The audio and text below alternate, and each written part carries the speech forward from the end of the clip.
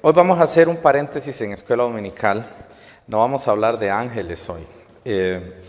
Creo que hablando con los líderes de la iglesia, el liderazgo de la iglesia, vimos importante especificar algunas cosas y hablar de algún tema relevante e importante acerca de la iglesia.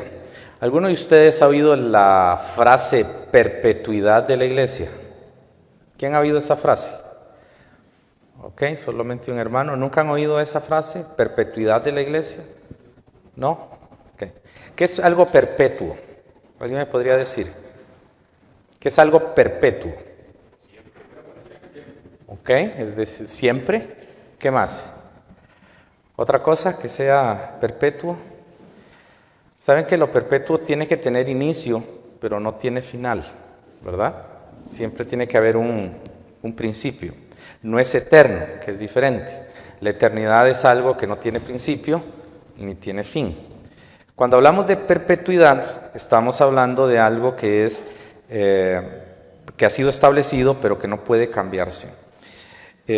Quizás el tema que vamos a ver hoy es un tema conocido para algunos, tal vez no con ese término, pero también puede ser un poco controversial en relación a ciertos conceptos que manejamos en relación a la iglesia. Considero que debe ser importante que hablemos de esto y que entendamos algo acerca de la iglesia del Señor, y especialmente tenemos que enfocarnos en una de las áreas de la perpetuidad. Las iglesias, todas las iglesias, tienen que tener tienen que ser establecidas, de manera bíblica. Y para establecer una iglesia de manera bíblica se necesita cierta continuidad. No estamos hablando de que es necesario tenerla. Creemos firmemente que una iglesia se forma por creyentes que vienen de otra iglesia que está realmente fiel al Señor, y así nace una iglesia, especialmente cuando hay un misionero enviado. Otras iglesias surgen de otras maneras, ¿verdad? Por divisiones, por rencillas. A veces las divisiones son importantes en las iglesias porque las iglesias no siembran iglesias. Entonces es la manera en la que se han podido reproducir. Y en lugar de comenzar con una obra como Dios quiere que sea, enviando un misionero y plantando una iglesia, algunas iglesias nunca lo hacen. Y llega el momento en que se produce un cisma dentro de la iglesia, los hermanos se disgustan por algo, pasa algo, se van y forman otra iglesia, y así se forma una iglesia por desobediencia a no plantar iglesias. Regularmente eso pasa. Las iglesias tienen que plantar iglesias. Ahora, una iglesia que planta iglesias no está exenta de una división, pero regularmente es menos probable de que pase algo así, porque está plantando iglesias. Ahora, esto es importante por una razón. Personalmente, hermanos, yo creo en la perpetuidad de la iglesia. Ahora, ¿qué significa eso? Hay un pasaje en Mateo que todos conocemos, que es incluso si viene del catolicismo lo va a tener bien claro. Mateo, Jesús está hablando con Pedro, Mateo capítulo 18, y allí tenemos... Perdón, capítulo 16, estoy en otro texto, capítulo 16, versículo 18. Allí encontramos el pasaje básico de la iglesia. Es el primer texto que se menciona a la iglesia de Dios. No hay otro pasaje aparte de este antes que se mencione el término iglesia. Ahora, aquí es importante entender el término iglesia. La palabra iglesia significa asamblea, ¿ok? Ese es el término que hay. En la Biblia aparece, en la Biblia en griego aparece 112 veces. De las 112 veces, 98 veces se traduce en la Reina Valera como iglesia y el resto se traduce como asamblea o congregación. En otras Biblias es un poco diferente, pero hablamos de la nuestra, de la Reina Valera. Entonces tenemos el término iglesia, que se traduce 99 veces como iglesia. Ahora, de todas las 112, solo 3 veces se utiliza en manera institucional y todo el resto en manera local. Y aquí es donde entramos en un concepto de la perpetuidad que es muy importante. Y las iglesias deben ser siempre independientes. No deben tener asociaciones ni grupos que las controlen. No es bíblico. Eso en algunas asociaciones que estuve yo hace un tiempo, fue unas discusiones que hubieron porque muchos ya no estábamos de acuerdo con que hubiera una asociación gobernando las iglesias. No es bíblico. ¿Okay? Bíblicamente es una asamblea. Usted no puede tener una asamblea dispersa. La asamblea se reúne en un solo lugar. Aquí la iglesia de Tibás, Vida Eterna, es iglesia porque usted viene aquí. ¿Ok? Si usted no estuviera aquí y va a otro lado, aunque sea de la misma fe y del mismo orden, no sería parte de esta iglesia, porque no es de esta asamblea. No entendería cómo funciona, cómo trabaja, etc. El concepto iglesia tiene esa particularidad. Es una asamblea, es un grupo de personas reunidos con un propósito, un objetivo y un mensaje. Y esa gente está en un solo lugar. Ahora, nosotros venimos a Vida Eterna porque tenemos afinidad doctrinal, afinidad cúltica y tenemos afinidad de propósito. Por eso es que venimos aquí. Si venimos solo porque nos gusta, tenemos un faltante acerca de lo que es una iglesia. Tengo que tener un propósito. Ahora, observen el versículo 18 que Jesús le dice a Pedro: sobre esta roca edificaré mi iglesia. El verbo edificar está en futuro. El verbo edificar ha sido mal interpretado por algunas personas y dicen Jesús va a fundar la iglesia en el futuro. Pero hay un problema con eso. El término griego edificar es levantar algo después del fundamento. No está hablando de poner el fundamento. Mientras que en el Nuevo Testamento, ya en Efesios capítulo 2, versículo 22, dice que la iglesia está fundada sobre los apóstoles y profetas, siendo Cristo la principal piedra del ángulo. Cuando hablamos de fundamento y edificación, hablamos de dos cosas en la Biblia diferentes. Una cosa es la iglesia fundada y otra cosa es la iglesia edificada. Ahora, edificar está en futuro porque realmente todavía faltaba el elemento del bautismo del Espíritu Santo que sucede en Hechos 2. Pero para poder edificar, ¿qué es lo que tiene que haber? Si usted va a edificar un edificio, ¿qué tiene que haber? Las bases, ¿no es cierto? Entonces, ¿qué es lo que sucede con la iglesia? La iglesia tuvo que haber sido fundada en algún momento. Eso ya lo hemos discutido muchas veces y no quiero entrar mucho en esa parte. Lo quiero mencionar más que todo para que entendamos el propósito de la perpetuidad.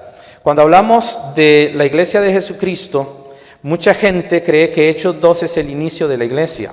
Y eso ha sido a partir del año 1580 o 1600, nace la idea de que la iglesia fue fundada en Hechos 2.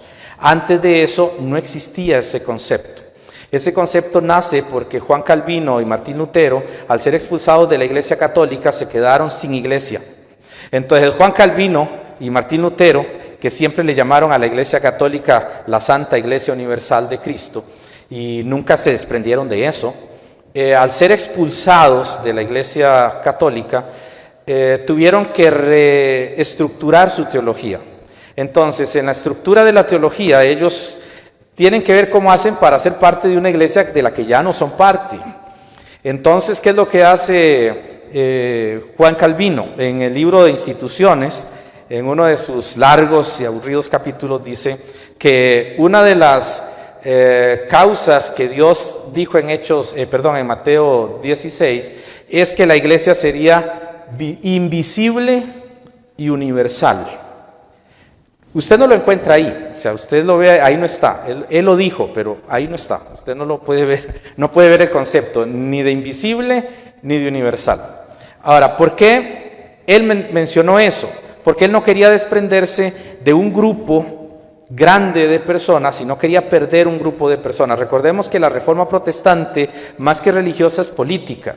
Si usted retrocede hasta el año 1400, 1500, que es cuando sucede la reforma protestante en los años 1500, el pleito que hay no es un pleito de fe, es un pleito de poderes políticos. Están los reyes católicos y después surgen los reyes protestantes.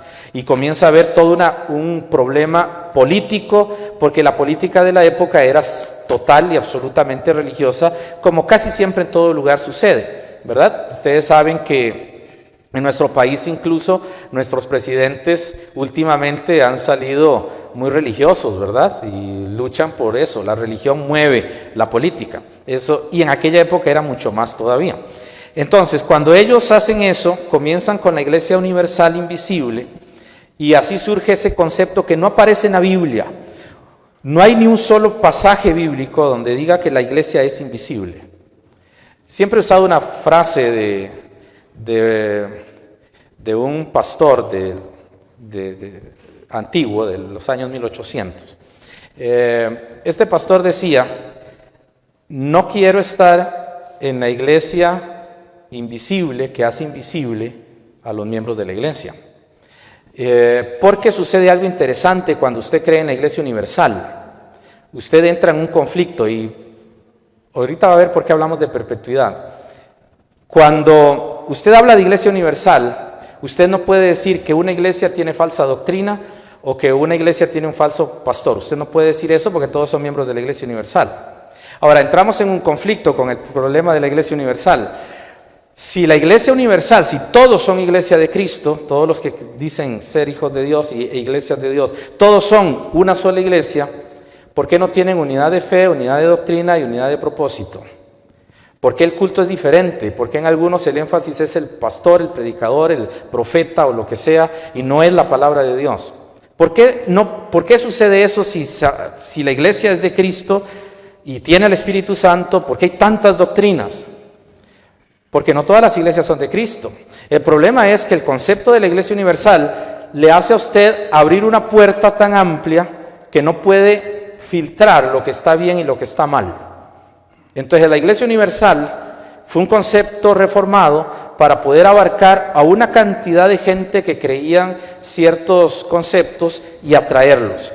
Entre esos entraron ciertos grupos de anabaptistas, también entraron grupos rebeldes, entraron algunos católicos disconformes. Entonces por allí surgen lo que son anglicanos, que son muy parecidos a la Iglesia Católica. También tenemos a algunas otras iglesias que rechazaban la deidad de Cristo, pero son protestantes.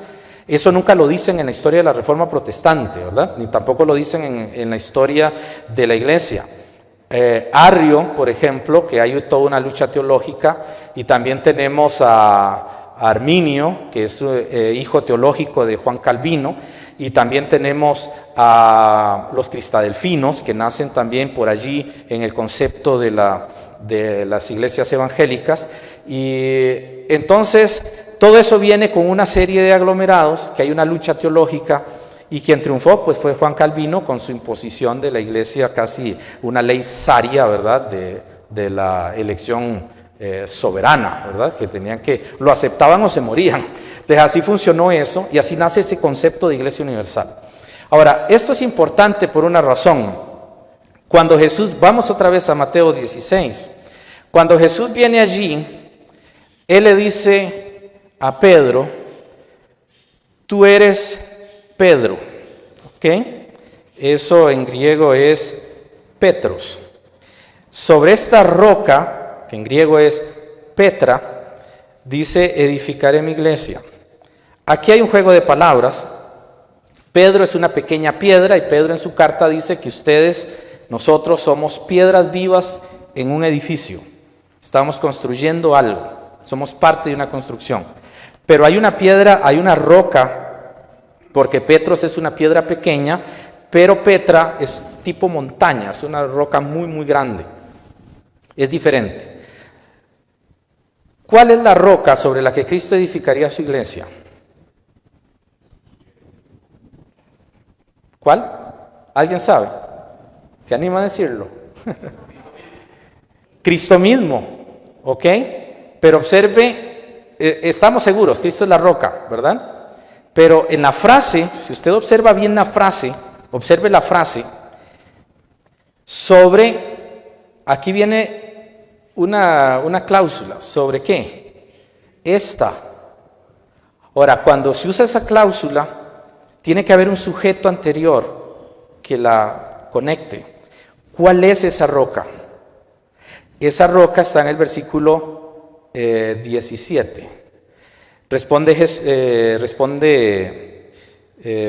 16, responde Simón Pedro, dijo, tú eres el Cristo, el Hijo del Dios viviente. Cristo es la roca, pero la iglesia se fundamenta sobre el mensaje de que Cristo es el Hijo del Dios viviente, de que Jesús es el Cristo. Una iglesia que rechace, en primera instancia, la divinidad de Jesús, a Jesús como el único legislador, y que rechace la palabra de Jesús, no es iglesia, no importa lo que diga. Entonces, si usted ve una iglesia, por ejemplo, como la iglesia oficial, ¿a quién adoran? No adoran a Jesús, son marianos, adoran a María, la madre de Jesús, la madre de Dios. Ese concepto de madre de Dios, que incluso en los reformados existe, y ellos dicen María es la madre de Dios, ese mismo concepto separa a Jesús de ser el centro. Ahora, una de las cosas que vemos es que en muchas iglesias hoy, Cristo no es puesto en el primer lugar. Usted puede observar muchísimas iglesias que están enseñando lo que Cristo no ha dicho. Enseñan lo que dice Scofield, o enseñan lo que dice Riley, o enseñan lo que dice John MacArthur, pero nunca enseñan lo que dice la Biblia. Scofield se equivocó un montón de veces. Es un buen teólogo, pero tiene un montón de errores. Él no es inspirado. Y hay gente que para estudiar la palabra de Dios tienen a Scofield, y es Scofield, y ¿qué dice Scofield? No, Scofield es un buen hombre, es un hombre que amó a Dios, que hizo muchas cosas buenas, que escribió una Biblia de estudio, pero él no fue inspirado por el Espíritu Santo. Yo no sigo a Scofield.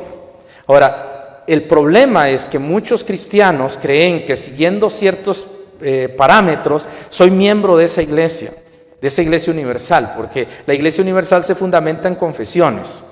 La confesión de Westminster incluso tiene un catecismo, está también el catecismo de Heidelberg. También en el caso de los bautistas existen lo que se llaman las confesiones federalistas, que son declaraciones de fe que usted debe creer y debe aprenderse de memoria. Cuando usted lleva un discipulado, lo que lleva es una confesión, igual que el catolicismo. No llevan la palabra de Dios, llevan una confesión de fe, ¿verdad? Eso hace que no sea realmente una iglesia en la que usted pueda decir, aquí hay palabra de Dios. La iglesia de Dios, la iglesia de Cristo, se fundamenta sobre un solo principio. Tú eres el Cristo, el Hijo del Dios viviente. ¿Cuál es la norma de fe o el reglamento de fe de una iglesia? ¿Perdón? La Biblia. Es la Biblia, ese es el único reglamento de fe. Ahora, esto es importante por una razón, hermanos. Porque cuando hablamos de la perpetuidad de la iglesia, hablamos de iglesias que tienen las doctrinas fundamentales y esenciales de la palabra de Dios. Yo tengo un concepto personal, no quiero decir que ustedes deben tenerlo, es una decisión propia, pero tengo un concepto muy propio de cuando yo escucho un predicador. Cuando yo oigo un predicador que comienza a salirse del estudio bíblico expositivo o un estudio temático bajo una hermenéutica correcta de las Escrituras, en el momento, aunque él puede ser salvo, se transforma en alguien que no debe ser escuchado. Porque en el momento que una persona comienza a enseñar algo que Dios no ha dicho, ya usted está entrando en un ámbito donde no debería prestar mucho oído. Eso es lo que yo pienso. Ahora, ¿por qué pienso eso? ¿Me equivoco? Sí. ¿Se equivocan los que predican la palabra de Dios? Sí. Pero una cosa es un error por ignorancia y otra cosa es un error porque no quise aprender lo que Dios dice. Tengo un concepto teológico. Por ejemplo, en el calvinismo, ¿verdad? El calvinismo dice que Dios es soberano. ¿Estamos de acuerdo que Él es soberano? Dios puede hacer lo que quiera. ¿Estamos de acuerdo que Él puede hacer lo que quiera? Más o menos. Dios no puede hacer lo que quiera. ¿Sabía usted? Él no puede mentir. Él no puede robar. Él no puede pecar. Dios puede hacer todo aquello que no esté en contra de su naturaleza. Pero en el calvinismo no se enseña eso. Si usted lee bien el calvinismo, por ejemplo, le va a decir a usted que Dios eligió y decretó en el pasado que Adán pecara. Y Dios decretó en el pasado que Satanás pecara. Y usted le dice, ¿Dios es autor del pecado? No, jamás, pero Él lo decretó. Si soy legislador y soy el que pongo las leyes y yo permito que otro haga algo malo, pues ¿quién es el culpable? El que puso la ley, el que puso el permiso, ¿no? Él es el creador. Sea como sea, Dios termina siendo el autor del pecado, en el concepto calvinista de una elección soberana. Y cuando ya entra eso, yo tengo que tener un cuidado sobre qué tipo de predicación estoy escuchando, porque hay un fundamento.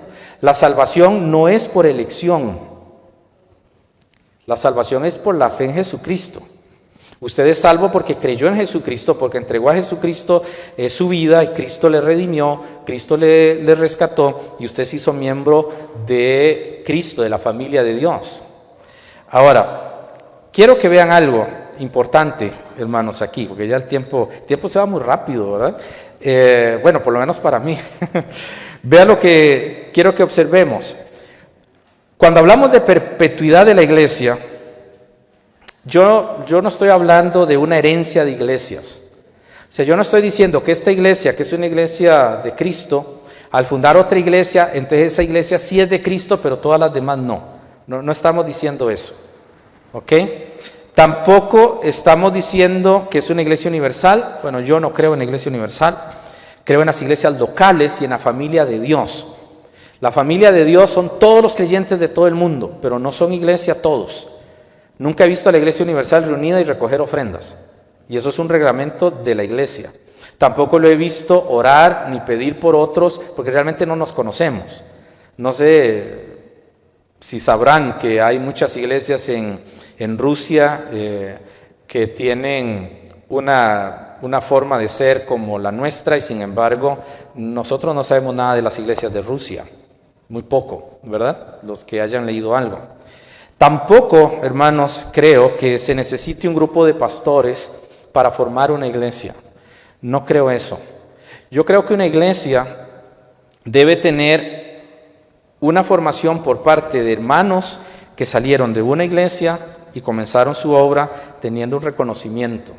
¿Por qué? Porque, hermanos, cuando hablamos nosotros de una iglesia establecida, hablamos de una continuidad de un mensaje. Cristo es el centro. Cristo es el todo. Cristo es absolutamente todo. Y esto, hermanos, hace algo en relación a nuestras iglesias, que deben ser establecidas por creyentes fieles. Hubo una iglesia en Inglaterra que inició por dos hermanos que en una persecución se tuvieron que ir. Cuando ellos estaban en Inglaterra, uno de ellos, huyendo, empezó a leer las Escrituras y encontró que el bautismo era por inmersión, y este hermano dijo: estamos mal bautizados, porque me echaron agüita en la cabeza, y eso fue lo que me hicieron.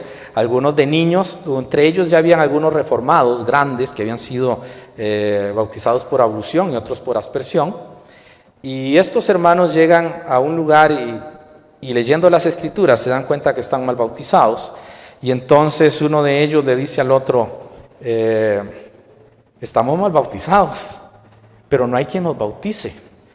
Entonces ellos se reunieron, oraron al Señor, le pidieron al Señor perdón, no había nadie quien nos pudiera bautizar, y uno de ellos bautizó al otro, y el otro lo bautizó a él, y así fue como ellos se bautizaron.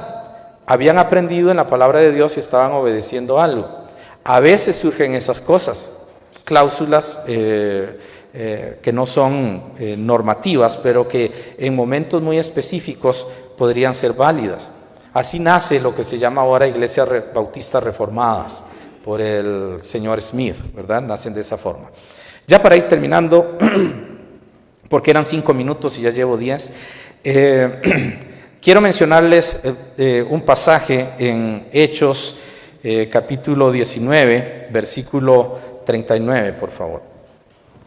Vamos allí rápidamente.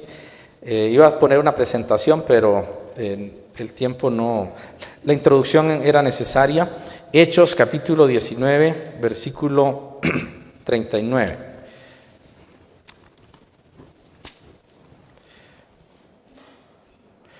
Vea lo que dice...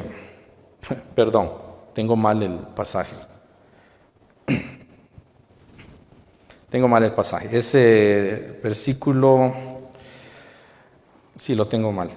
Vamos a 1 Corintios 14, 35. Después les doy el de Hechos. Disculpen allí. 1 Corintios capítulo 14.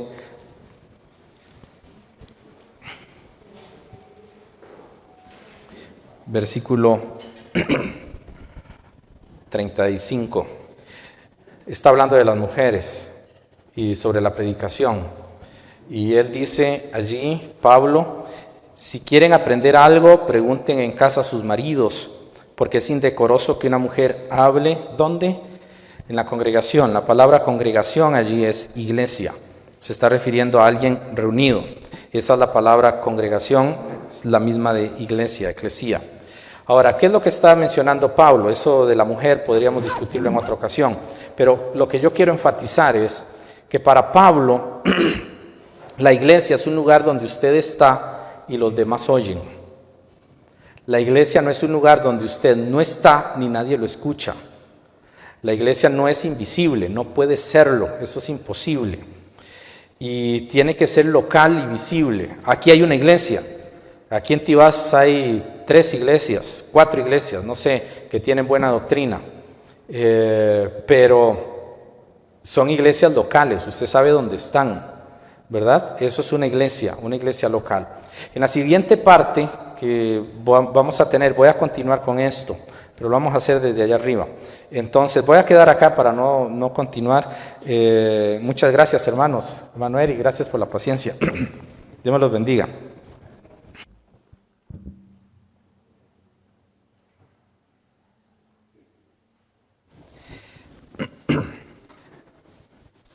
Vamos a orar. Gracias te damos, oh Dios, por el que estás con nosotros. Gracias porque estamos bien contigo, por la sangre de Cristo Jesús. Y gracias porque somos tu pueblo. Ahora te pedimos tu bendición, tu dirección y tu guía. Que seas tú glorificado. Te pedimos que nos guíes en todo y que seas tú hablándonos en el nombre de Jesús. Amén y amén. Ya, hermanos, a partir de la próxima semana vamos a tener a otro maestro de escuela dominical. No se preocupen que voy a estar todo el tiempo. Hoy tenemos más que todo la introducción por este mes de un tema que es la perpetuidad de la iglesia. Y quería dar énfasis en eso. El siguiente mes vamos a continuar con la doctrina de ángeles. Así que disculpas a los hermanos que llevaban en orden eso. Yo quisiera continuar con lo que vimos en la mañana. Y quiero mencionar algunos textos bíblicos. La introducción larga era necesaria para entender algunos conceptos, pero ahorita quiero que veamos algunos pasajes. Ya estuvimos viendo Mateo 16, 18, ¿verdad? Sobre el término iglesia. Y hermanos, ya se ha enseñado aquí bastante. Hay varios años que hemos venido enseñando esa doctrina y de la iglesia de Dios, y hemos descubierto por la palabra del Señor que quien fundó la iglesia es Jesucristo, ¿verdad? Él es el dueño de la iglesia, Él es el que la empezó, Él es el que la fundó, Él es el que la estableció, y no tiene un origen entre los cristianos. He leído muchos libros de muchos autores sobre la doctrina de la iglesia, y todo el énfasis es que la iglesia la iniciaron los cristianos. Se organizaron los cristianos y comenzaron la iglesia. Pero bíblicamente eso no es cierto. La iglesia es de Jesucristo y fue Él quien la instituyó y fue Él quien la estableció. En Efesios capítulo 3, versículos del 10 al 11 y el verso 21, encontramos otra parte sobre la iglesia y la perpetuidad. Y podemos ver en ese pasaje varias palabras, específicamente en el verso 21. Allí en el verso 21 usted va a encontrar generación, edad y época. Hay 3 palabras, 3 palabritas importantes acerca de la iglesia. Recuerden que la iglesia no inició en Hechos 2. Eso no es una doctrina que está en la Biblia, es una doctrina muy popular y es una doctrina muy distribuida, pero no es bíblica. No nació en Hechos 2. La iglesia nació en otra época, mucho antes de Hechos 2, porque si hubiese nacido en Hechos 2, la cena del Señor no nos correspondería porque fue antes de la iglesia, ni tampoco nos correspondería el sacrificio. Sería algo un poco contraproducente tratar de unir a la iglesia con un sacrificio que fue hecho por vosotros, dice Jesús, hablándole a un grupo que no sería la iglesia. Ahora, esto es muy interesante porque cuando hablamos de la perpetuidad, allí en Efesios 3, en el versículo 21, se habla de generaciones. Eso denota una duración de tiempo más limitada, en el sentido de que tuvo un inicio y va a tener una continuidad, mientras que la palabra época tiene que ver con algo que es la duración que tiene. Las generaciones son las etapas, mientras que la época es el total. Ahora, hay otra palabra allí que es interesante. Vamos a leer el pasaje de Efesios, capítulo 3, versículos 10 y 11, dice: para que la multiforme sabiduría de Dios sea ahora dada a conocer por medio de ¿quién? De la iglesia, a los principados y potestades en los lugares celestiales, versículo 11, conforme al propósito eterno que hizo en Cristo nuestro Señor. Ahora, vea el versículo 21, a Él sea gloria en la iglesia, en Cristo Jesús, por las edades, por todas las edades, por los siglos de los siglos. La palabra siglos de siglos es una frase griega que incluye dos eventos, que son las épocas y que son también las edades. Ahora, cuando está hablando de esto, él está hablando de una etapa de lo que está durando la iglesia. Ahora, cuando él habla de esto, hermanos, hay varias cosas que quiero sacar a la luz. Una iglesia universal no podría hacer esto. Y usted dice, no, es que tiene que ser la iglesia universal. No, la iglesia universal no podría hacer esto, de hecho no lo está haciendo. ¿Han visto la cantidad de falsos profetas y predicadores que hay ahora? Y todos son dentro de la iglesia evangélica. En la Alianza Evangélica Costarricense, en la alianza acá en Costa Rica, muchos cristianos no saben, porque nunca lo dicen en las iglesias, quiénes fueron los fundadores. Algunos sí lo han leído, no le han prestado mucha atención tal vez, pero la Alianza Evangélica fue fundada por 4 denominaciones. Estaba la Iglesia Centroamericana, ¿verdad? Habían unos pastores de la antigua Misión Centroamericana. Recuerden que la Misión Centroamericana ya no existe, ahora existe algo que se llama Camino Global, que se unió a otra institución reformada y ya no es CAM Internacional, eso desapareció hace bastante tiempo. Pero cuando estaba CAM, comienzan a formar esto y hay unos pastores que comienzan junto con las iglesias bíblicas, las del templo bíblico, bastante conocido acá en Costa Rica, pero hay 2 personas que casi nunca se mencionan. Uno de los fundadores que dieron pie a la Alianza Evangélica Costarricense fue un pastor de la iglesia adventista. Él estuvo allí, estuvieron reunidos, y también hubo alguien de las iglesias internacionales. Y cuando vemos a esos 2 personajes metidos con estos 2, usted se asombra por una razón. ¿Cómo se forma una alianza evangélica con 2 denominaciones de buena doctrina en aquella época, de sana doctrina, con 2 denominaciones que son secta? No sé cómo se hace eso, pero así se hizo y así nació. Y de hecho, están dentro de un mismo aglomerado.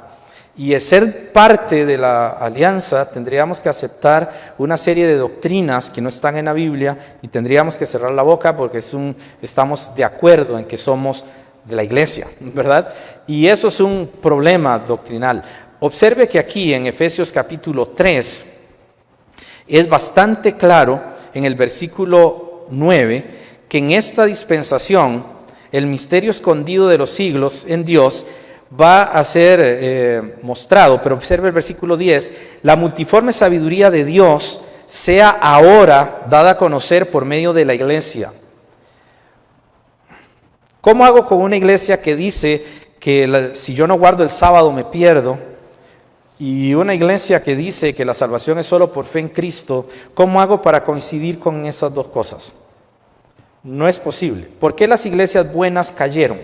¿Y por qué las iglesias buenas ya no están? Porque aceptaron sectas y se aliaron a ellas. Y eso comienza a corromper. Añada usted, cómprese algo bonito, una batería de cocina, todas las ollitas y todo allí, y pongan y arrímelas todas y pongan una de ellas un clavo herrumbrado. ¿Qué va a suceder con la batería de cocina?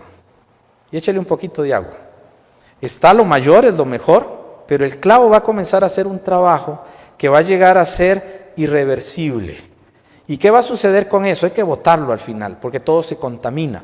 Usted no puede comer algo que tenga herrumbre. Pues sucede que en las doctrinas pasó eso. Las iglesias empezaron a unir y empezaron a distorsionar varias cosas. Yo no puedo ver una perpetuidad de la iglesia allí. Ahora, en Efesios, estamos allí, capítulo 5, versículos 25 y 27, al 27, encontramos el deber de los esposos con las esposas, pero Pablo habla de la iglesia y Cristo como ejemplo, y quiero que notemos algo. Él dice: maridos, amad a vuestras mujeres, así como Cristo amó a la iglesia. Viene la primera parte. ¿Qué hizo por ella? ¿Cómo Dios o cómo Cristo se iba a entregar por la iglesia que no existía? ¿Se ha preguntado usted? Es que en la mente de Dios estaba. Ese es el concepto calvinista. Estaba en la mente de Dios. Pero Dios no puede salvar lo que no existe. Eso sería en contra de su propia naturaleza. Es decir, nosotros vamos a hacer un plan de misiones para fundar una iglesia, plantar una iglesia. Y la vamos a llevar a un país que se llama, qué sé yo, usted puede inventarse un nombre y decir que ese país está en el centro del mar Atlántico. Ahí no hay nada, pero digamos que ahí está, yo lo voy a decir, no existe. Por fe tiene que surgir una isla ahí y ahí vamos a fundar una iglesia. ¿Es lógico hacer eso? No lo es. Si yo como ser humano entiendo que eso no es lógico, es tan poco lógico que Dios esté eligiendo lo que no existe. Y son cosas que están en la mente de Dios, y de allí se calma ciertos conceptos, pero bíblicamente no es posible que Dios haga algo que contradiga su lógica. Nadie haría eso. Usted no elige lo que no existe, usted elige lo que existe. Usted no llega a la feria a comprar zanahorias y sucede que se va al lugar de los tomates. Usted no puede conseguir allí zanahorias. Lo que hay son tomates. Tiene que ir al lugar donde están las zanahorias. Tienen que existir y tienen que estar en un lugar. Es la única manera de poder elegir algo. Y es como Dios nos eligió en Cristo. Por eso elige a Cristo primero, y Él es el que está elegido. Pero bueno, eso es otro tema. A lo que voy es que Dios no puede instituir algo que no existe. Ahora, Él amó a la iglesia y se entregó por ella, porque ya estaba. ¿Para hacer qué cosa? Santificarla, habiéndola purificado en el lavamiento del agua por la palabra. Yo veo muchas iglesias que no están santificadas. Muchas iglesias toleran el pecado, la fornicación, la infidelidad, la droga, toleran un montón de cosas, toleran la falta de conocimiento bíblico. Tenemos un montón de motivadores, pero nada de predicadores de la palabra de Dios. Eso no es una iglesia de Dios, eso no es una iglesia de Jesucristo. ¿Y cómo voy a decir que Cristo la está purificando si no hay palabra de Dios en ellas? Pero si hablamos de una iglesia universal, tendría que aceptar que de alguna manera Dios lo está haciendo. Ahora, Él dice que está santificando, habiéndola purificado en el lavamiento del agua por la palabra. Y esa frase, esa palabra, lavamiento, hermanos, en el griego incluye lavar algo bien. Tomar el tiempo para lavar y quitar la suciedad. Si usted ve las iglesias ahora y ve el movimiento evangélico moderno, hermano, no hay lavamiento de la palabra. Es triste ver a mucha gente que dice amar a Dios y vive su vida igual que cualquier impío. No tiene una vida centrada en Cristo, no tiene una vida de oración, no tiene una vida de estudio de la palabra de Dios. Yo no puedo creer que eso sean iglesias de Dios. ¿Y cómo voy a decir que existe una iglesia tan grande, universal, invisible, donde todos ellos están adentro? Algo estaría fallando con la enseñanza de Pablo. Ahora, observe que en el versículo 27 dice que tiene un objetivo y es presentársela a sí mismo santa y sin mancha. La iglesia ha tenido una historia de caídas, de falsas doctrinas, de errores, pero Dios ha venido purificándola. Lo que nosotros sabemos hoy de doctrina cristiana, muchos hermanos del siglo III no lo sabían. Incluso Agustín de Hipona llegó a aceptar bajo su enseñanza primaria de que la historia de la iglesia y la historia del mundo estaba en 7 etapas, y él le llamaba los 7 principios de Dios, o las 7 administraciones de Dios, lo que nosotros hoy llamamos dispensaciones. Pero Agustín solo lo había oído, y después él elimina eso y surge algo que se llama los pactos, que es una teología muy agustiniana, y surge ese concepto, pero no mantiene la doctrina que tenía antes. ¿Por qué no la mantiene? Porque él se metió con otros grupos que creía que eran cristianos, él creía en una iglesia universal, y él se llenó de falsas doctrinas. Y allí nace el maniqueísmo, donde Dios es absolutamente soberano, ¿verdad? Ahora, nosotros no podemos creer eso, que todas las iglesias creen diferente, pero todas las iglesias son de Dios. Hay principios que no se deben cambiar. Si usted busca, hay un sitio en internet que es sobre las iglesias en Costa Rica y en Centroamérica, Prolades se llama el sitio. Si usted lo busca en internet va a encontrar toda una lista de iglesias evangélicas, y hay un dato interesante. Cuando se usa el término evangélico en el dato, ese lo hace un pastor, creo que es Clifton, no recuerdo el apellido, pero él hace, Nelson, si no me equivoco, él hace un historial de las iglesias y comienza hablando de toda la historia de las iglesias brevemente, ¿verdad? No es muy extenso. Y dentro del marco de iglesia evangélica, usted va a ver una lista de alrededor de unas 2,000, 3,000 iglesias, más o menos. Y ahí hay denominaciones y ese tipo de cosas. Entonces, dentro de eso entran los testigos de Jehová, ellos son evangélicos en el concepto general. Y le voy a explicar ahorita por qué. Entran los adventistas, entran los mormones, entran también los unitarios. Los unitarios son los que no creen que Jesús sea Dios. Entran los mesiánicos, entran los anglicanos, los bautistas, los reformados, entran todos. ¿Por qué entran todos en el concepto de evangélico? Voy a explicar 2 palabritas básicas. Hay una diferencia entre un sustantivo y un adjetivo. Un sustantivo es el nombre de algo. Todo lo que yo puedo tocar y ver o nombrar es un sustantivo. Entonces, una persona es un sustantivo propio. Usted es un sustantivo en cierto sentido porque usted tiene un nombre y lo podemos ver.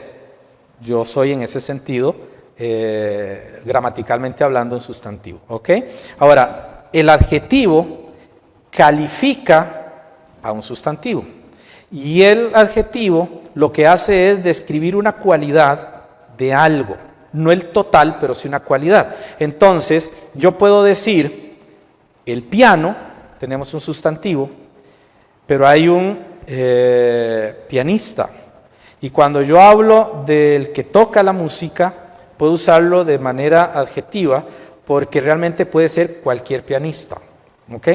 Puede ser nuestro hermano Will, como puede ser cualquier otro que venga a tocar el piano. Yo solamente digo, hay un piano, usted lo ve, ahí está. Pero yo digo, el pianista, y usted puede pensar en cualquier persona que pueda venir a tocar el piano. ¿Ok?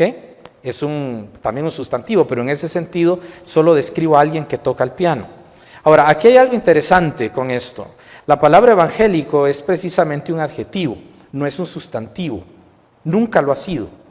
No es un sustantivo, es un adjetivo. Entonces, evangélico es todo aquel que tenga parte, medio o total del evangelio. Entonces, las encíclicas papales se llaman encíclicas evangélicas, porque están basadas a los 4 evangelios siempre. Si usted busca en cualquier lugar sobre las encíclicas evangélicas, va a encontrar las encíclicas de Juan Pablo II, porque se llaman encíclicas evangélicas. Es un adjetivo que solamente está calificando algo que él dice basado al evangelio.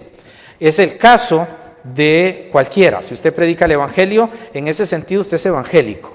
¿Ok? No importa si está bien o mal, no importa si es correcto o no es correcto. ¿Ok? Eso es una distinción del término.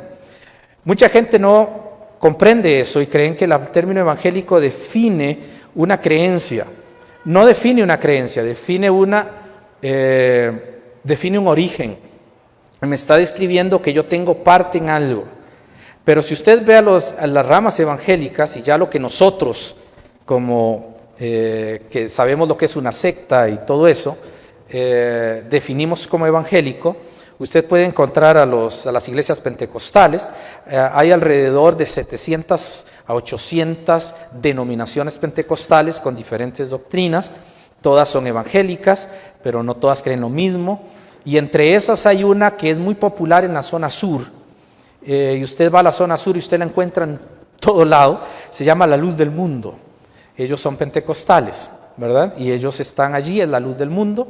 La Luz del Mundo tiene un director o un fundador, y ese fundador se declaró Cristo. Yo les iba a mostrar un video, pero por razones de tiempo y todo, pues no lo vamos a ver. Tal vez la otra semana, si tenemos la oportunidad, de cómo adoran estos señores a Nahum, el profeta. Cómo lo adoran, ellos le cantan. Y hay alguien gritando, por eso no lo pongo porque es muy duro, hay que poner también alguna cuestión allí, pero ellos gritan cuando Él entra: vean al Señor y la hermosura de su gloria, donde va entrando un hombre. Y en la zona sur hay un montón de iglesias. No sé si aquí en la zona central habrán. La Iglesia Luz del Mundo es una secta.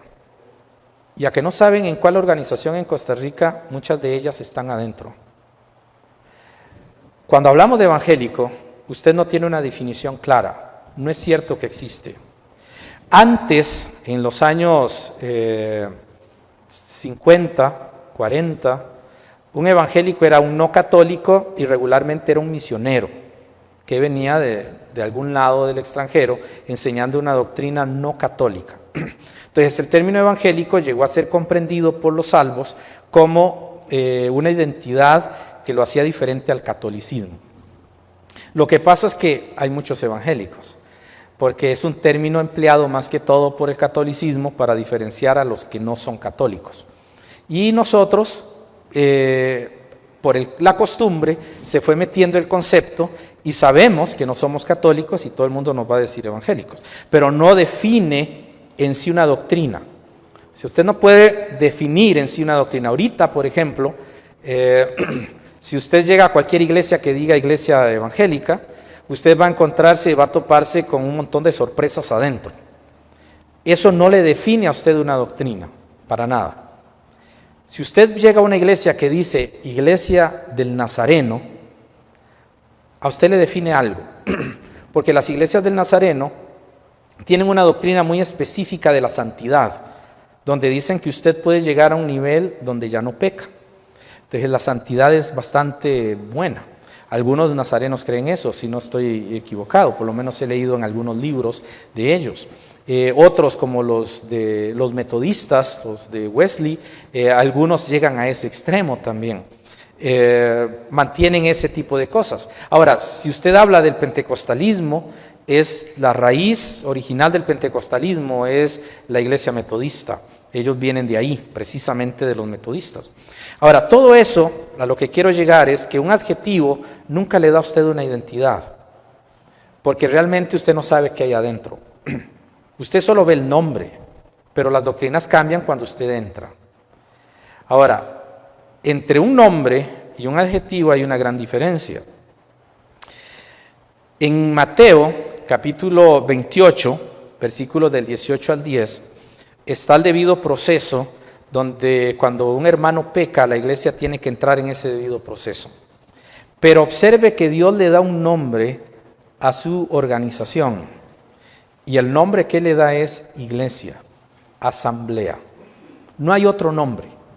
Ese es el nombre que recibe, en primer lugar, la organización que empieza el Señor, el cuerpo que Él inicia, se llama iglesia. Y si usted lee ahí en Mateo 28, 18 al 10, Nunca habla en futuro, nunca lo habla como un supuesto, da por sentado que existe, da por un hecho que ahí está.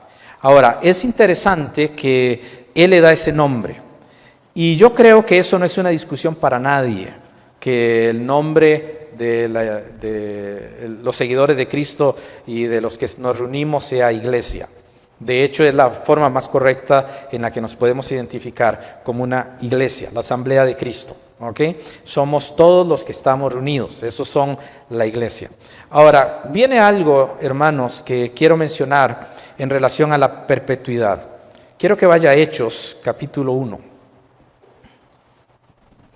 Y aquí sí puede hacer que se mueva el piso en algunas mentes.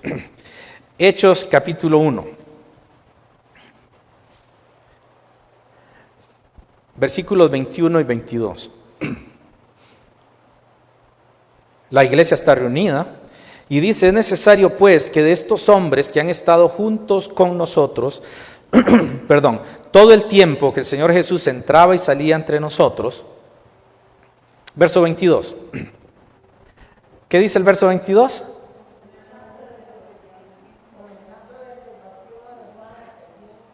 Ok, comenzando desde el bautismo. ¿Por qué no desde la muerte de Cristo? Usted se ha puesto a pensar por qué ellos, ya de Cristo había muerto, ya Cristo había pasado la cruz y la tumba, ya Cristo había resucitado, ya Cristo había ascendido a los cielos, ya Cristo estaba en la diestra del Padre. Versículo 9 dice que Cristo ya había subido. ¿Por qué ellos van a elegir a alguien desde el bautismo de Juan? ¿No se ha preguntado eso? Usted sabe que la mayoría de las doctrinas dispensacionales nunca se fijan en esos detalles. Nos exhortan y nos motivan y nos dicen y nos enseñan. Sea usted consistente en la interpretación, interprete gramaticalmente, interprete literalmente, pero nunca le enseñan a usted eso en la Biblia. ¿Por qué el sucesor de Judas tenía que ser desde el bautismo de Juan? ¿Por qué? ¿Por qué no desde la cruz? ¿Por qué desde el bautismo de Juan? Le voy a mencionar por qué. Juan es el precursor de Cristo. Y Juan tiene una importancia de identidad. Y quiero que usted vaya conmigo a Mateo capítulo 11, versículo 11 y 12. Mateo 11, 11 y 12.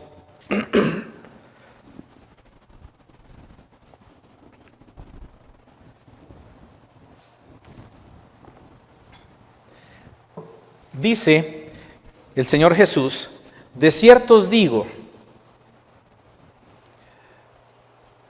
entre los que nacen de mujer, no se ha levantado otro mayor que Juan el Bautista, ni Moisés, ni Elías, ni tampoco Isaías, ni tampoco ningún profeta fue tan importante como Juan. ¿Usted no se ha preguntado por qué Jesús dijo eso? ¿Por qué Jesús dijo que de los que nacen de mujer no se ha levantado otro mayor que Juan el Bautista? No pierda ese pasaje porque vamos a volver allí, pero solamente para que usted pueda ver Juan capítulo 1, el Evangelio de Juan. No pierda ese pasaje, téngalo ahí con su mano. Juan capítulo 1. El versículo 17.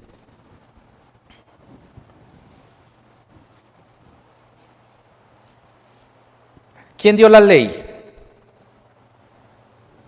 ¿Quién dio la ley? Moisés. Por medio de él vino la ley. ¿Por quién vino la gracia y la verdad? Ahora, observe el versículo 17 bien al final. Pero la gracia y la verdad, ven el verbo vinieron. Ese verbo se cambió en la 1960 porque creyeron que no sonaba bien la traducción literal que está en la 1909. Y es que la parte original dice: la gracia y la verdad fueron hechas. Y eso dicen, no calza muy bien, pongamos vinieron, pero en el griego y en la Reina Valera antigua dice fueron hechas. ¿Qué es lo que está diciendo? En el momento que nace Jesús es cuando hay cambio de dispensación, no en Hechos 2. Mucha gente cree que en Hechos 2 está el cambio de dispensación, pero no es en Hechos 2.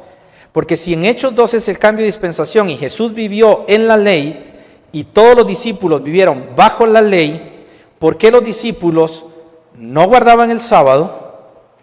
¿Y por qué los discípulos no seguían las leyes del Antiguo Testamento y violentaban muchas tradiciones que tenían los padres? Algunos dicen, es que no seguían literalmente la verdadera enseñanza de la ley. No, hermanos, hay un montón de cosas que ya no se dan en la ley. Viene la mujer adúltera, ¿recuerdan? Juan 8, viene la mujer adúltera y le dicen, en el mismo acto de adulterio la encontramos. Vamos a apedrearla, Moisés manda hacer eso. ¿Y qué le dice Jesús? El que esté libre de pecado, arroje la primera piedra. Voy a decirle algo aquí interesante. Si Jesús hubiera estado bajo la ley, Él hubiera dicho apedréenla, porque eso es lo que manda la ley. Dios nunca hubiera desobedecido. Ahora Jesús como legislador estaba cambiando la ley y cambió todo el panorama. Usted nunca ve a Jesús condenando a nadie. No he venido a condenar. ¿Y qué dice Romanos capítulo 8? Que la ley de Moisés solo condena, pero la ley de Cristo es la que da libertad. Cuando Cristo nace, se termina la ley. Y Juan comienza a predicar, ya grande, ya Jesús había nacido. Marcos capítulo 1, ahorita lo vamos a ver, nos dice algo interesante sobre el ministerio de Juan. Pero observe allí, volvamos a Mateo capítulo 11, versículos 11 y 12. Entre los que nacen de mujer no se ha levantado otro mayor que Juan el Bautista, pero el más pequeño, ¿en qué dice? En el reino de los cielos, mayores que él. Desde los días de Juan el Bautista hasta ahora, el reino de los cielos sufre violencia y los violentos lo arrebatan. Hasta Scofield dice que ese pasaje habla del ministerio del Evangelio. Scofield, que cree en la Iglesia Universal y que cree que la Iglesia empezó en Hechos 2. Pero ¿cómo voy a tener el Evangelio antes de la Iglesia? ¿Cómo funda la Iglesia antes de haber hecho, de él haber, después de haber él muerto? ¿Y cómo funda la Iglesia no estando él presente? En Hechos 2, ¿quién es la persona que está presente? Es el Espíritu Santo y no Jesús. Pero en la Biblia Jesucristo es el que fundó la Iglesia, no el Espíritu Santo. Ahora, observe algo interesante. El tiempo se me va pero rapidísimo. Yo quisiera seguir explicándoles esto, pero observe que ahí está hablando de la importancia de Juan el Bautista. Ahora vamos a Mateo capítulo 17, por favor, versículos 11 y 13. Permítame por lo menos ver esta parte, Mateo 17, 11 al 13. Dice, respondiendo Jesús les dijo, a la verdad, Elías viene primero y restaurará todas las cosas. Mas os digo que Elías ya vino y no lo conocieron, sino que hicieron con él todo lo que quisieron. Así también el Hijo del Hombre padecerá de ellos. ¿Qué dice el verso 13? Los discípulos comprendieron que hablaba de quién. Juan el Bautista es muy importante para nosotros los cristianos. Pero hermanos, ¿cuántas veces lo hemos olvidado? Y hasta he oído gente decir que el bautismo de Juan no corresponde a nuestro bautismo. He oído mucha gente decir eso, a muchos predicadores decir eso. Pero si usted observa Hechos capítulo 2, versículo 38, con Mateo capítulo 3 sobre el ministerio de Juan, es lo mismo. Juan vino predicando el evangelio del reino. ¿Y qué vino predicando? El arrepentimiento, el bautismo para arrepentimiento. ¿Y qué dice Hechos capítulo 2, versículo 38? Arrepentíos y bautícese cada uno en el nombre de Jesús para arrepentimiento. Ahora, una de las cosas que usted debe notar es la importancia de Juan. Y no me quiero ir sin hacer el énfasis que quería hacer. La palabra evangélico es un adjetivo y no aparece en la Biblia. Búsquelo en cualquier parte, no aparece en la Biblia. Es un adjetivo inventado en el transcurso de la historia. Pero Juan tiene un nombre. Y es un nombre que Jesús le puso. Y por eso dije que a algunos les iba a mover un poquito la cabeza. Juan tiene un nombre. A Juan no se le llama con un adjetivo. De hecho, en el griego podría utilizarse solamente Juan Baptizo o Johannes Baptizo, podría ser. En ese caso, sería Juan el que bautiza. Pero Jesús no lo hizo así, usó un artículo.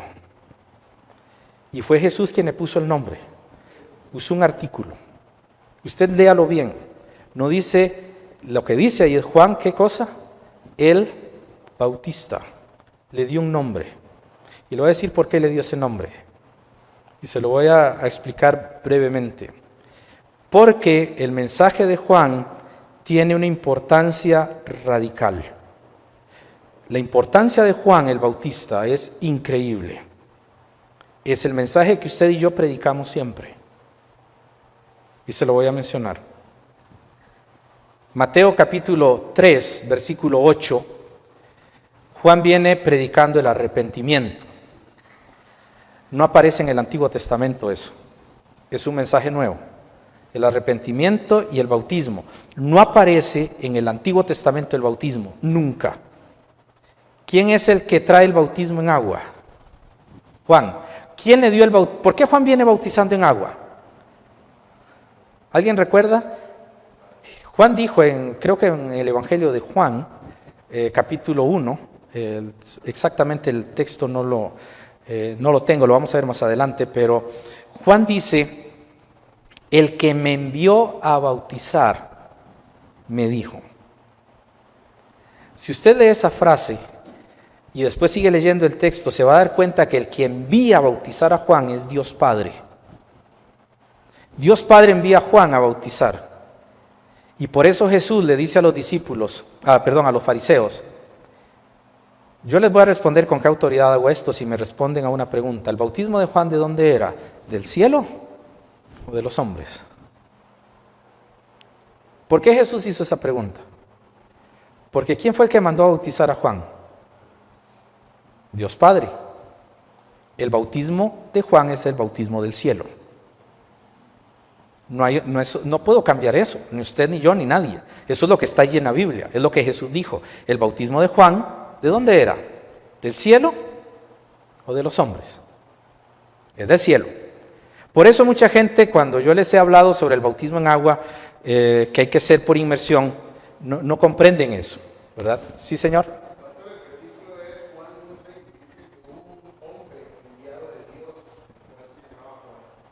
Ok.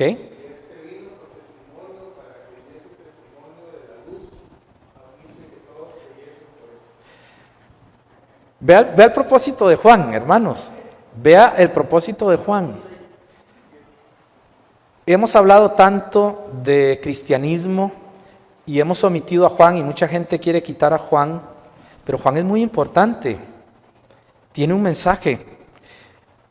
Es un mensaje de arrepentimiento, Mateo 3:8. Es el mismo mensaje de Jesús en Mateo 4:17 y el mismo mensaje de los apóstoles en Hechos 2:38 y es el mismo mensaje que usted y yo debemos predicar. Por eso he dicho aquí que si alguien se cree en Cristo y se arrepiente, debe bautizarse. Yo no creo en el cristianismo sin bautismo. Yo no creo en cristianismo desobediente. No creo en cristianos desobedientes. Creo que un cristiano cuando acepta a Cristo como Señor y Salvador se bautiza y anhela hacerlo. Si uno dice, yo creí en Cristo pero no me quiero bautizar, ¿dónde está la convicción del Espíritu Santo? Jesús no necesitaba bautizarse para arrepentimiento, pero Él dijo, deja ahora, conviene que cumplamos toda justicia. Hay un principio de obediencia en relación al bautismo que el Padre instituyó que teníamos que cumplir, y ese es el bautismo. Ahora, el mensaje de Juan tiene un mensaje de arrepentimiento, tiene un mensaje de remisión de pecados. Lucas 3, del 1 al 14, si lo quiere apuntar. Lucas 3, del 1 al 14, tiene un mensaje de remisión de pecados. Tiene un mensaje de aceptar a Cristo. Juan 1:29, aquí el Cordero de Dios que quita el pecado del mundo. Puede leerlo hasta el versículo 34. Este es, dice Juan, del que yo decía. Y él presenta a Cristo. Ustedes tienen que aceptar a Cristo. Hay un mensaje. Es un mensaje enfocado en Cristo y no en él mismo. En Lucas 3, del 15 al 18, se menciona eso. Juan se enfoca en Cristo. Es un mensaje donde Cristo es el único centro. Si no sabía, el Evangelio de Juan, capítulo 3, 22 al 36, es Juan el Bautista hablando. Y Juan el Bautista dice que Cristo lo envió a él. Juan el Bautista se llama a sí mismo el amigo del esposo. ¿Cómo él sabía sobre el término del esposo y la esposa? ¿Qué sabía Juan que no sabían los del Antiguo Testamento? Él habla del esposo y la esposa, de Cristo y la iglesia. ¿Cómo sabía Juan eso? Porque el Padre le había dicho eso. Y él tiene un nombre, una identidad, y lo identifica con algo. La importancia, hermanos, de esto con la iglesia es una identidad de mensaje. Para que nos quiten el adjetivo evangélico, deberíamos dejar de predicar el evangelio. Pero si usted bautiza, usted no se puede quitar un nombre, aunque no esté de acuerdo con él. Si usted bautiza, usted no puede quitar un nombre. No el adjetivo, hablo del nombre. Y de hecho, si usted le pregunta a cualquier estudioso de la palabra de Dios y cualquier historiador de la Biblia, ellos van a hablar de la historia bautista. ¿Por qué van a hablar así? Porque todos bautizan. Las iglesias que no bautizan no pueden llevar ese nombre, porque el nombre identifica un mensaje, identifica un acto, que es el bautismo. Aquí tenemos un bautisterio y aquí ya tuvimos el privilegio de bautizar a nuestra hermana pastora, y gracias al Señor tenemos cómo ver eso. Hay un nombre. Espero no haberlos confundido. Y disculpen que me estoy trazando un poco. La iglesia fue fundada por Jesús en su ministerio terrenal. La bautiza con el Espíritu Santo en Hechos capítulo 2. Y Jesús no cambia el bautismo. Si el bautismo de Juan no sirviera, ¿ustedes creen que Jesús le hubiera permitido que los apóstoles se quedaran con ese bautismo? ¿Cuándo se volvieron a rebautizar los apóstoles? Nunca. Es más, para que el bautismo no cambiara, Jesús nunca bautizó a nadie. Juan capítulo 4, versículos del 1 al 2 dice que Jesús no bautizaba a nadie. El bautismo nunca cambió. Jesús aceptó el bautismo. ¿Y qué hacen los discípulos? Seguían bautizando como Juan. ¿Y qué sucedió en Hechos capítulo 19? Habían unos que se habían metido en el agua pero no entendieron el mensaje de Juan, y Pablo les tuvo que aclarar y decir: Juan predicó acerca de Cristo. Y cuando ellos entienden eso y entienden el concepto del Espíritu Santo que predicó Juan, se volvieron a bautizar. Y quiero terminar, ahora sí, diciéndoles que hay una cualidad, hay una característica en la perpetuidad de la iglesia. Y es una característica que no se puede quitar, no es una perpetuidad o sucesión de bautismo, no creemos eso. Pero todas las iglesias siempre han bautizado como Dios manda en las Escrituras, todas. Es que si no hay agua en el desierto, no pueden bautizar así. Yo he visto hermanos en informes misioneros viajar kilómetros para llegar a una fuente de agua para poder ser sumergidos, porque ellos saben que es la única manera en que podrían ser bautizados. En Rusia, a 40 grados bajo cero, abren un hoyo en un río y amarran a la persona y ella se tira en el agua y lo vuelven a sacar. Así bautizan, pero tiene que sumergirse. Porque cuando hablamos de lo que Dios dice en ese libro, obedecemos, no importa lo difícil que sea. Iremos donde tengamos que ir. Muchos dicen, es que yo tengo que aguantármela porque es que ir tan lejos. Hermano, si usted viviera en un lugar lejano y el único médico está a 5 horas, ¿se quedaría para morirse o iría hasta donde está el médico? Cuando alguien dice que hay un buen médico, no es cierto que viajamos lo que sea por llegar donde el médico. Si Cristo Jesús nos ha mandado a hacer algo, ¿por qué no hacemos eso? ¿Por qué no obedecemos? ¿Y por qué no vamos? En la perpetuidad de la iglesia hay un bautismo, y es un bautismo que viene de una persona que tiene un nombre. Y en el siglo III, si exactamente el año no lo recuerdo, pero sí sé que en el siglo III, ya tenían una identidad y ellos traían un concepto. Y curiosamente, hermanos, la iglesia debe tener una definición y un concepto. ¿Cuál es el mensaje que usted predica? El mensaje que la Biblia dice que usted debe predicar es que debemos arrepentirnos de nuestros pecados, debemos aceptar a Cristo como Señor y Salvador y debo sumergirme en las aguas del bautismo. Ese es el mensaje del Evangelio. No omita el bautismo, porque ya no sería el mensaje completo del Evangelio. Una persona que cree en Cristo obedece. Si usted conoce a alguien que dice, yo creí en Cristo, pero nunca me he bautizado, ni quiero hacerlo, invítelo a que acepte a Cristo como Señor y Salvador, porque él todavía no sabe lo que es tener a Cristo en el corazón, porque tener a Cristo en el corazón le produce a usted obediencia. Si me amáis, guardad mis mandamientos. ¿Y cuál es el primero que dio él? Id por todo el mundo, la gran comisión, id por todo el mundo, predicad el evangelio a toda criatura, y el que creyere tiene que ser bautizado en el nombre del Padre y del Hijo. Confundí Marcos también, pero es la misma idea. Usted debe bautizarse cuando cree en Cristo. Usted debe hacerlo. Usted ya lo hizo, o usted no lo ha hecho todavía. Su bautismo tiene que estar de acuerdo a las Escrituras, porque a veces somos tan ambiguos en nuestra fe. Somos ambiguos porque no hemos tomado una decisión correcta a veces. ¿Cómo somos nosotros? Y todo esto viene a una pregunta y a una situación que todos conocen sobre un término que ha sido muy controversial. Y yo quería mencionarles la razón del por qué yo uso y me identifico con ese nombre y por qué creo que es correcto hacerlo. Porque hay una identidad, hay un nombre. Y usted puede buscarlo en toda la Biblia y en todos los libros, pero evangélico no es un nombre. Evangélico es un adjetivo. Y usted no puede identificarse con un adjetivo.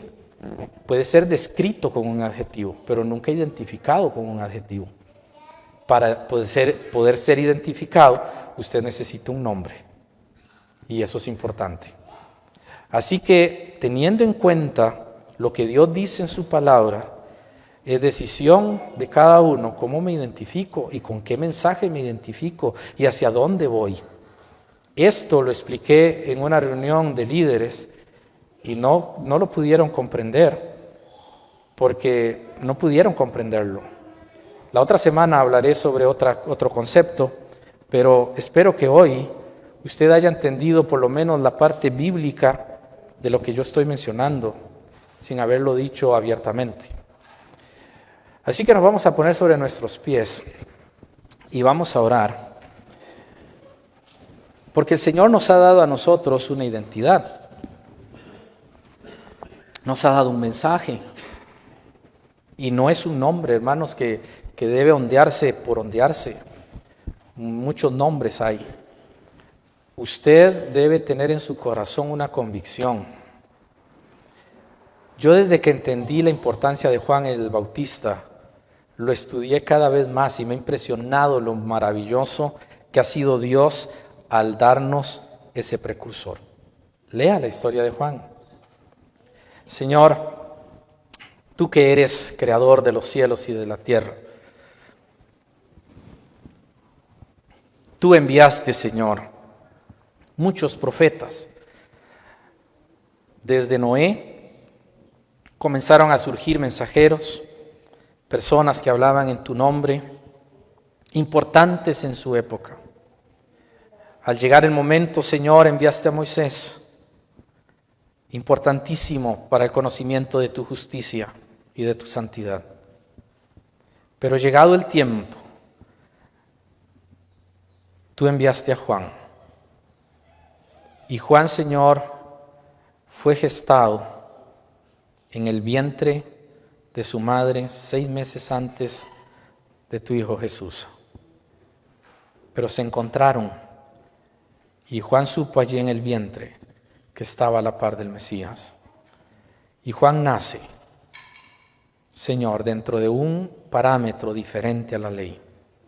Él es tan importante. Y gracias porque su mensaje sigue retumbando. Tú no lo anulaste, al contrario, tú lo reafirmaste porque es el mensaje del Padre. Que todo aquel que crea en Jesucristo como Señor y Salvador será salvo. Que todo aquel que se arrepienta de sus pecados será perdonado. Y que todo aquel que se meta en las aguas del bautismo será identificado contigo. Así que, Padre, gracias por eso. Te quiero pedir la fuerza y el ánimo para seguir y sobre todo para mantener delante de ti la verdad y mantener delante de ti, Señor, la dirección y que seas tú glorificado. En el nombre de Jesús. Amén y amén. Pueden sentarse, muchas gracias.